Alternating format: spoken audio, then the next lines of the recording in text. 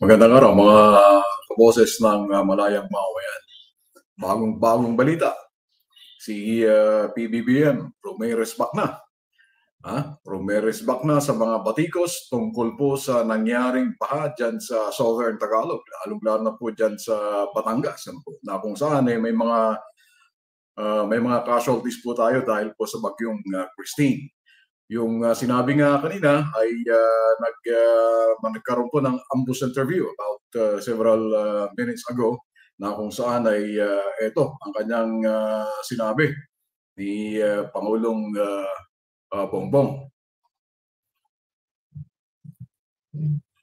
Maraming nagsasabi, nababasa ko sa dyaryo, naririnig ko sa radyo, television, nasa ng mga flood control. Nandyan ang mga flood control na overwhelm lang. Tignan ninyo ang statistic.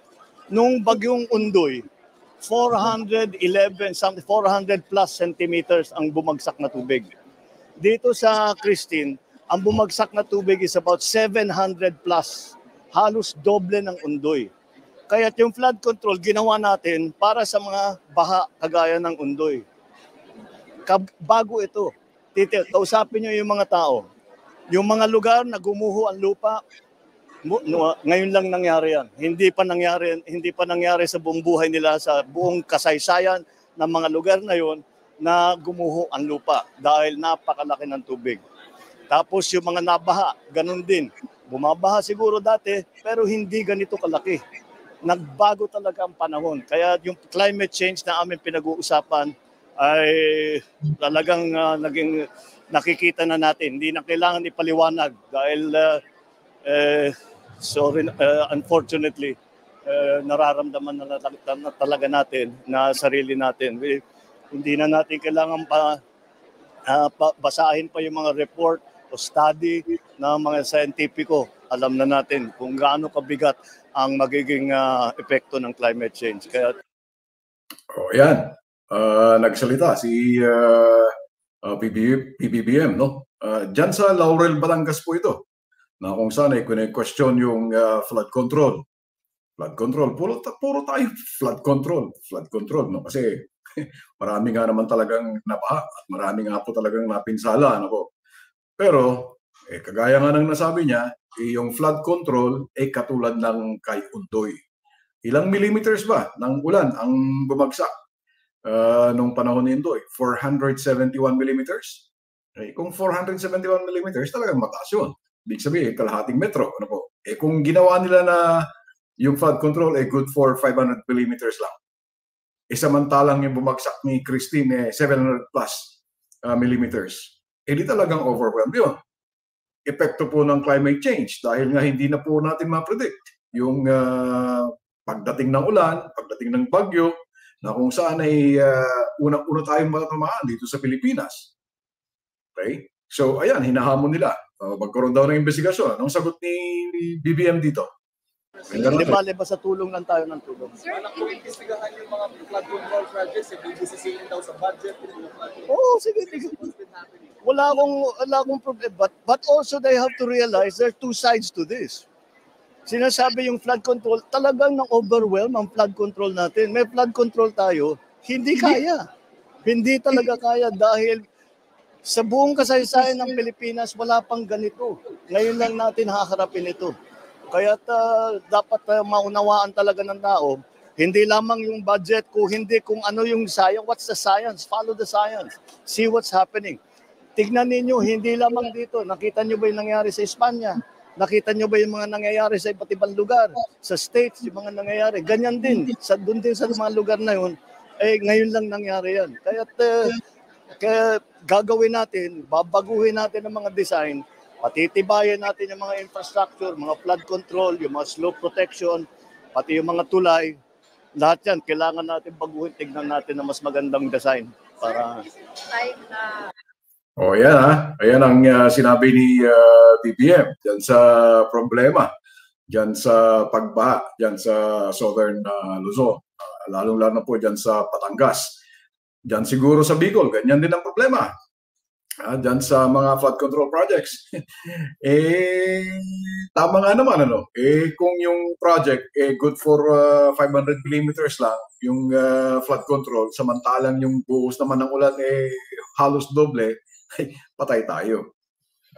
Pagkatapos, idagdagan mo pa ng mga SOP dyan sa mga projects na yan. Anong mangyari? Di maging substandard. Kalokohan itong mga sinasabi nila na kasalanan ni BBM, kasalanan ni PBBM, lahat ng mga yan. Kalokohan yan. Nandyan yung budget. Ang problema kasi dyan, mga kababayan, pag baba ng project, dyan sa district office ng DPWH o dyan sa regional office ng DPWH and then pupunta sa district office, pagkatapos pupunta sa mga LGUs, patay tayo. Ang laki-laki na ng nakapon dyan sa budget ng flood control. Diyan na lang sa mga kalsada natin. Pagkalimbawa na lang natin sa mga kalsada. Nakikita natin, ang daming mga substandard na project yan. Kasi nga, nandyan pa rin yung corruption.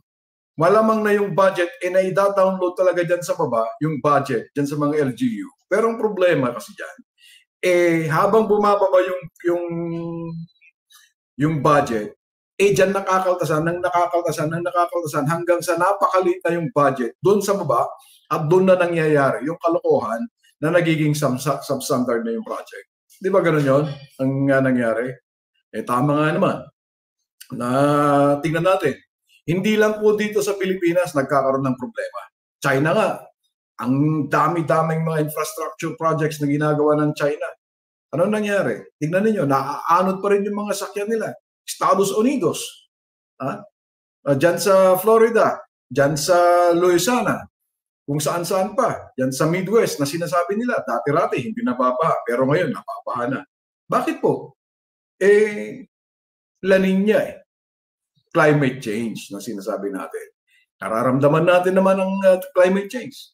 Ngayon nga lang, kung hindi umulan, ang init-init na ng panahon, di ba? Ang init-init ng panahon. Gusto natin umulan ulit. Pero pag umulan, naku po, takot naman tayong mabaha.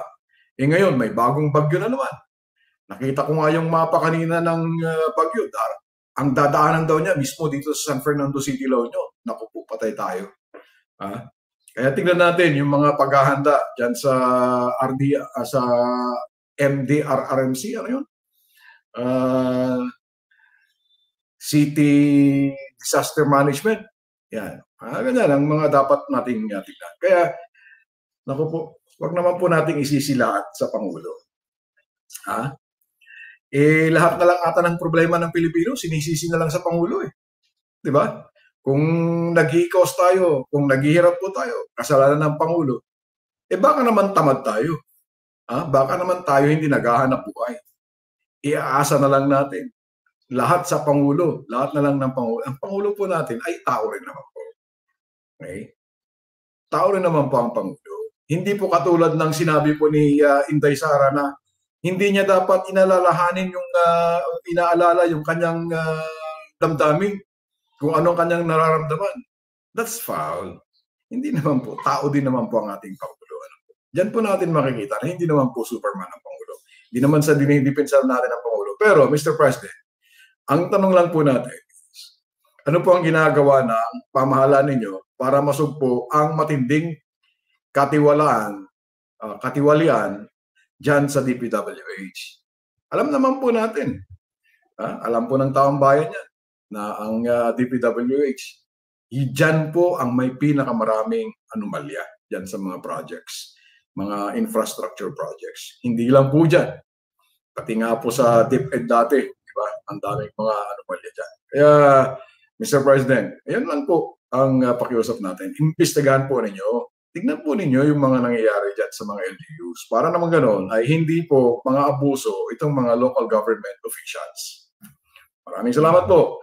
Dito po sa Boses ng Malayang Mamamayan, issue for issue po lamang tayo, walang personalan, punto por punto lang. Maraming salamat po, magandang araw at magandang hapon po sa inyong lahat.